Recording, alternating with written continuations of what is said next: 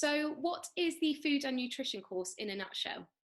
Well, essentially, we want to be able to reach out to professional cooks or chefs or any kitchen staff really that may have been furloughed during the coronavirus crisis that may want to help out within the care sector. So we put together this course full of really useful information that we felt that people that are working currently in commercial kitchens or were working in commercial kitchens would need to know for the first time going into a care setting. So we cover things like nutrition for people who are vulnerable. We also look at any swallowing problems and eating problems that they might have and what they might need to consider when preparing food within a care setting. And then we've put together loads of useful recipes and information that we feel relevant to chefs. So you said that this course is for people working in hospitality. Is there any specific groups it's for, or is it for literally anyone who's worked in hospitality? It's anyone really, and not necessarily people who are working within hospitality. I mean, obviously, when we first put this course together, it was focused towards people that are furloughed from hospitality businesses. But since then, we've been having a look, and there's lots of different community projects that are opening up that they might find it really useful. Perhaps they've not worked within big commercial kitchens before, and they're just wanting to kind of reach out and help in the care setting. So anybody really, it's really dumbed down information for everybody to kind of understand what they might need to know first time working within care. We'd love chefs that have been furloughed to sign up, guys that have been furloughed front of house as well, because they can be really helpful in any care setting to adapt their skills, across the board really. There's suppliers out there that have been laid off their staff, that they've got good food knowledge and a base knowledge that can really help. But it's really about getting stuck in and helping the local community at the moment. If it be, community kitchens that have been set up all over Cornwall. There's different chefs doing it. There's community hubs that are happening all over the county. So if people aren't sure how to get started with that, maybe this is a good springboard into getting those skills that they need to use to go forward. So what kind of content will people expect to see when they attend this course? Well, first of all, we start off with Jessie Retallick, who is a support dietitian from the NHS, and she looks at balanced diet as a whole. We look at malnutrition, because unfortunately there's a lot of malnutrition within care homes. She looks at different types of food that people might need for different conditions. So we look a little bit at diabetes and celiac disease and those kinds of things, but specifically looking at balanced diet and how to fortify different foods, because obviously if people are malnourished, that they're going to need some extra support within their diet and how they can achieve it. And once we've looked at that, we kind of open then for a big question and answer session with Jessie. So if there's any specific questions that come up from the presentation and people are able to ask it. We then go on to Jennifer Lloyd, who is the head of language and speech therapy for the NHS, and she looks at dysphagia. We look at the adaptation of foods. So when people are suffering with dysphagia, they find it problem swallowing. So what she's giving us there is hints and tips of how they can modify foods for different diets, the types of things that they'd be looking for within care plans that are set out, so that if people are going into kitchens or are helping vulnerable people and there are lots of different diet varieties, that they're able to cater for all of them.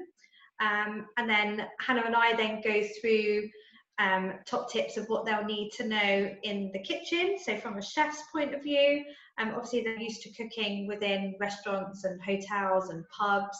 So actually having a look at how they use their skill and then how they can translate that into working within a care setting and providing food for the most vulnerable people. We also look at nutrition around COVID-19 and the sorts of issues that may be coming out of people that have been intubated and those kinds of things, and what we need to think about when providing food for people. A really, really good day in the kitchen up at college, working out with Jessie and Jennifer recipes that could be really adaptable, and using core recipes that we can offer for breakfast, lunch and dinner snacks, and daily menus that everybody can go ahead then and adapt for the different diets.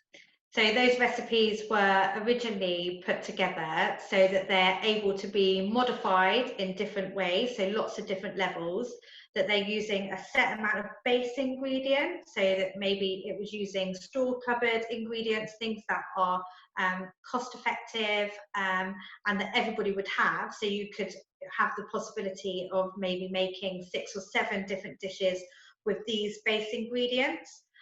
They're all really adaptable, so they're able to be frozen or made and then stored. So there's that flexibility as well involved. And Hannah worked really, really hard with Jessie and Jennifer to come up with all of these recipes, where we had a lovely day of tasting all day, which was really good, and then playing about with these recipes, which means that we were able to put them into our lovely booklet, so people have got something to just hit the ground running, so to speak, rather than going in and not really sure what they needed to do. Our fact file's full of loads of really useful information. We've got are people can people download this fact file then? Is it like part of the course as well that they get this fact file? Yeah, definitely. So they get given lots of different resources. So all of the presentations that will be available for them to have as part of the course, which means that it's quite good. They're able to go away and then re-look at things that maybe they weren't really sure about. They also get this food and nutrition in care kind of fact file.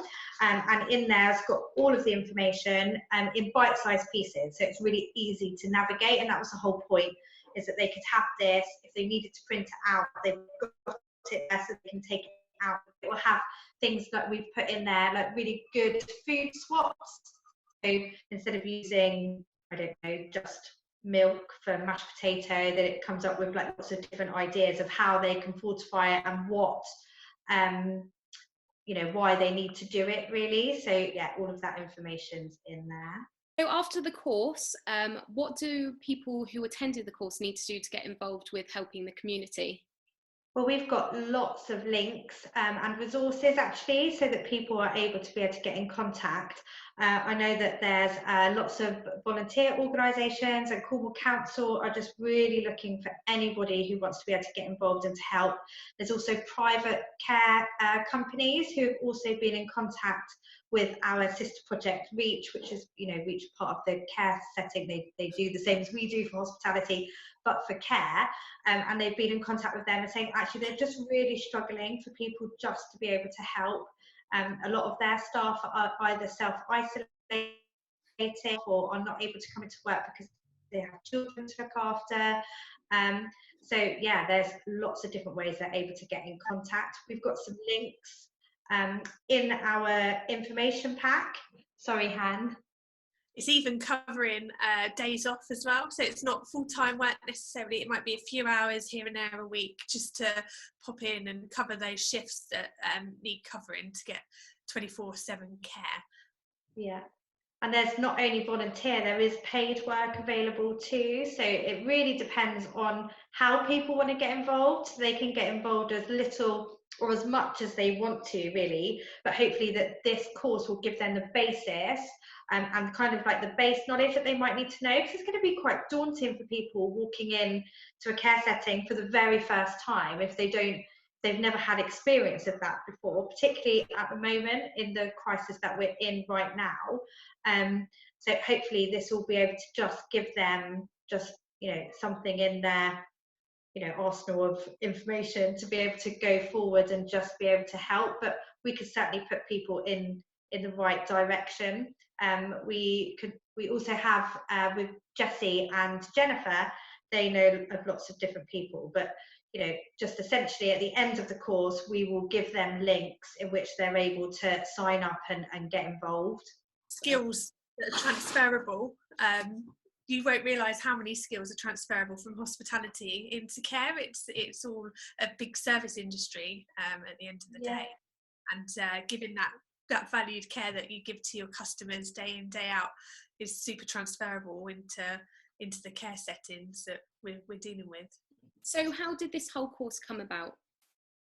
Well, originally, at the end of last year, we were approached by Reach and some care companies to put together a course that was actually intended for any kitchen staff within care homes.